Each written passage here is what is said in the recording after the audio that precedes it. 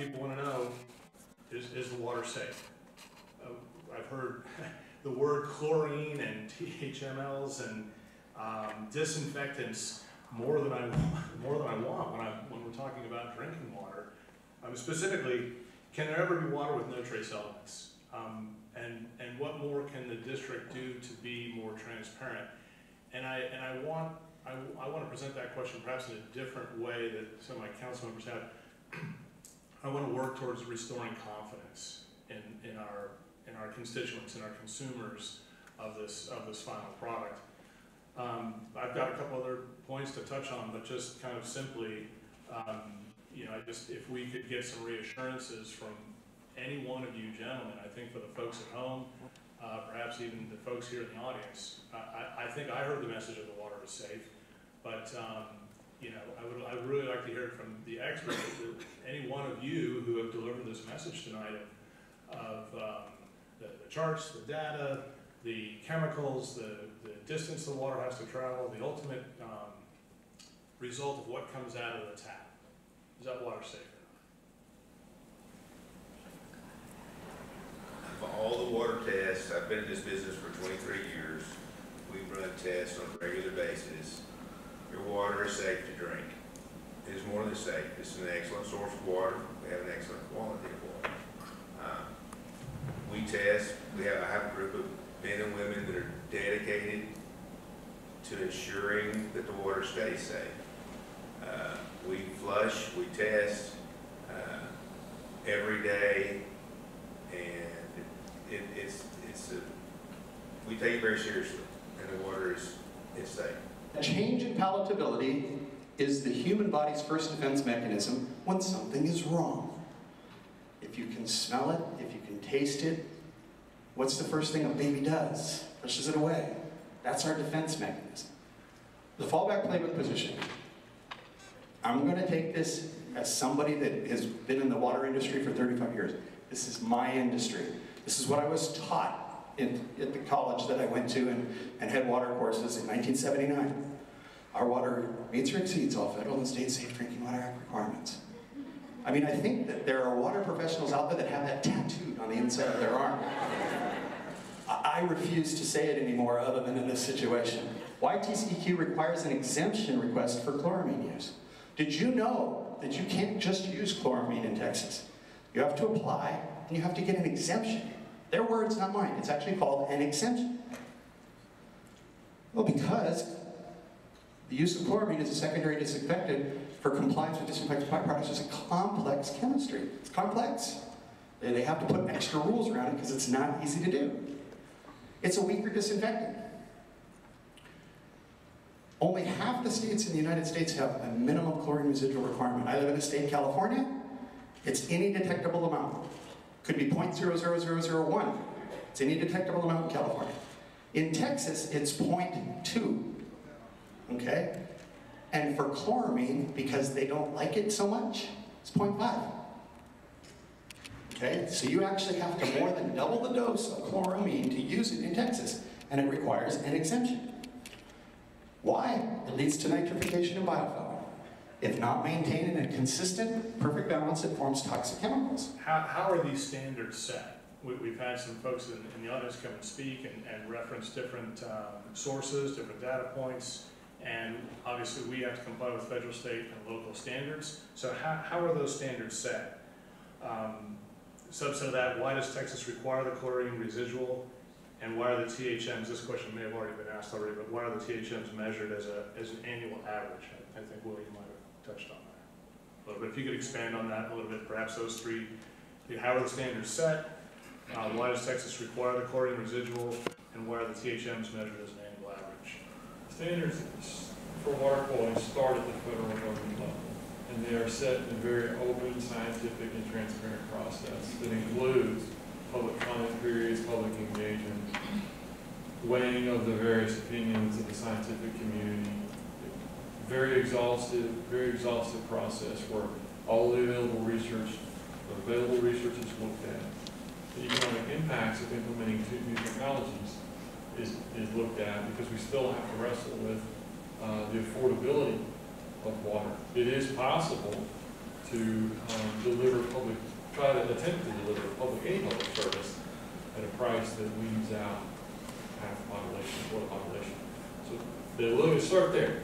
What's the science, what are the health impacts? Get the doctors in the room, get the scientific community weigh in. What's the research say? They weigh that. And they look at the cost and the technology, what are the available technologies. We can measure things in water. We can measure things today that we can't take out. Just fact. There's a UCMR rule out there where the federal government is tracking emerging contaminants, things that we don't know a lot about. They're tracking. They can detect things at a level we can't take out. Technology catching up. So the rulemaking process weighs all these things. Very public, get the public comments, get the opinions in there, get the professionals in there, and ultimately a law is adopted.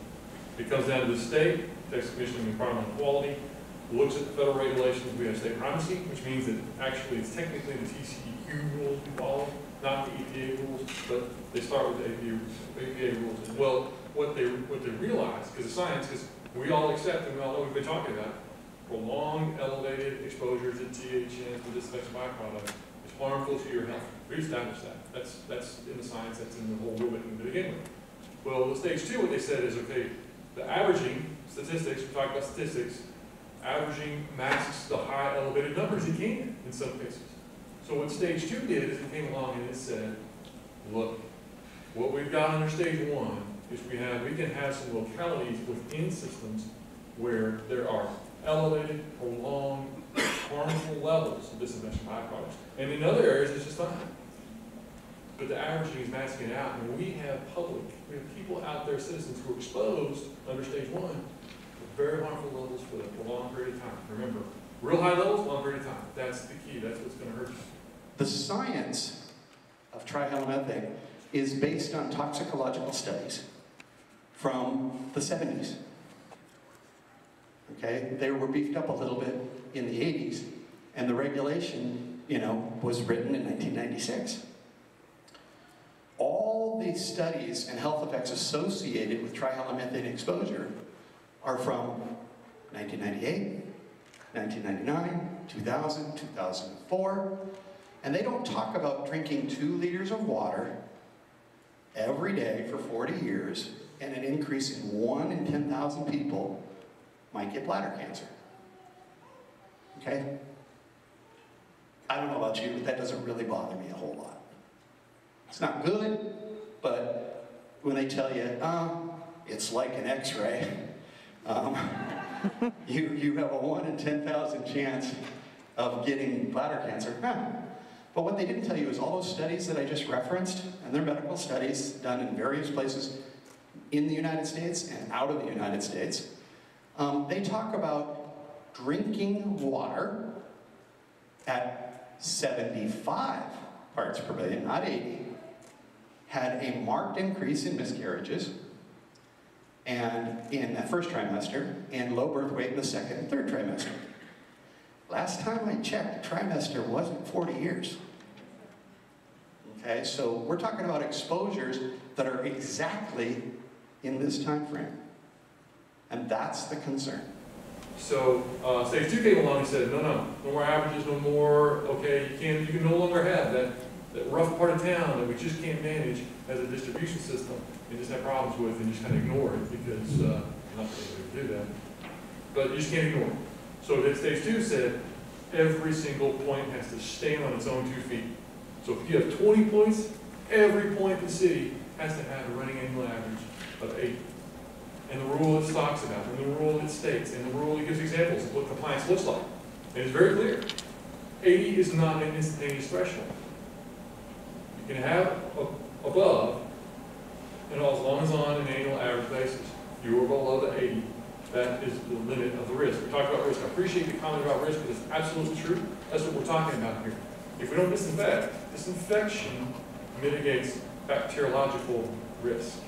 Bacteriological risk is where we start getting these waterborne diseases that 150 years ago killed lots and lots of people. So we can disinfect, we mitigate that risk, but in the consequence of disinfection, there's still are some other risks. And that 80 level is based on the research, and it is not risk-less. We talked about it. High level of exposure to disinfection byproducts, a long period of time, leads to, science shows, leads to problems. Plano has an excellent plan of when they go into a chlorine burn, exactly what valves are supposed to close, what valves are supposed to open, what fire hydrants are supposed to discharge from, and how they're supposed to do all that. How many Plano residents saw flushing going on during the chlorine burn? They were doing it in a lot of locations. Because I've seen and heard that they weren't doing it in a lot of locations. And Plano may have done some, but many of the utilities didn't do any.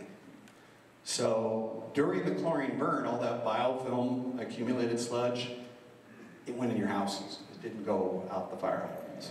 This is the placation part. We did expect some test results which show elevated PHM levels during chlorine maintenance. However, this does not raise any concerns whatsoever. This is the X-ray comment regarding health and safety of water at those locations. THMs can be compared to X-rays. It can cause an impact on health over a very long period of time, only if consumed daily at high levels. In other words, having an X-ray done occasionally does not expose a person to extended, high, or potentially unhealthy risk. If that same person were exposed to X-rays every day for a lengthy period of time, say years, it may cause an impact on health. That was insulting. No question about it. That was insulting.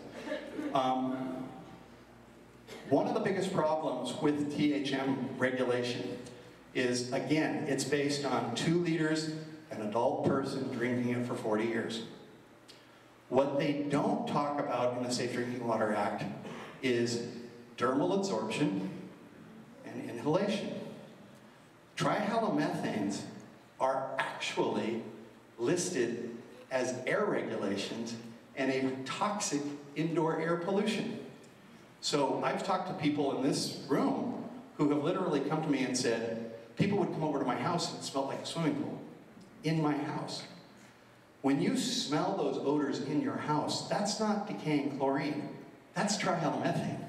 That's what gives that odor to that chlorine-like smell. And when you smell it in your house, you're smelling trihalomethane. The one thing I would add about chlorine residuals, and I'm the old guy in the room on water, I've been in the business for 49 years now, and it gives me confidence in the supply when I can smell chlorine residuals over there. I know the water is safe for me and my family. So that's something, chlorine is not bad. And I know a lot of people think differently, but I am a lot more confident in the supply if I know it has chlorine in it.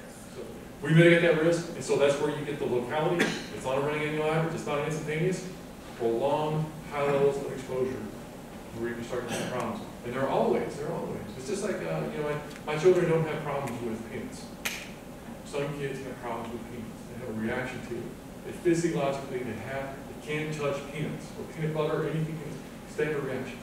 And the fact is that when it comes to chlorine, there are some people who are more sensitive, just like in that example. So that's going to happen. And if people have those kinds of reactions and things, my goodness, please go see your healthcare professional. You know, if there's a problem going on, go find out. We're talking to a medical doctor, somebody who lives in that world, epidemiology, toxicology, whatever the case may be.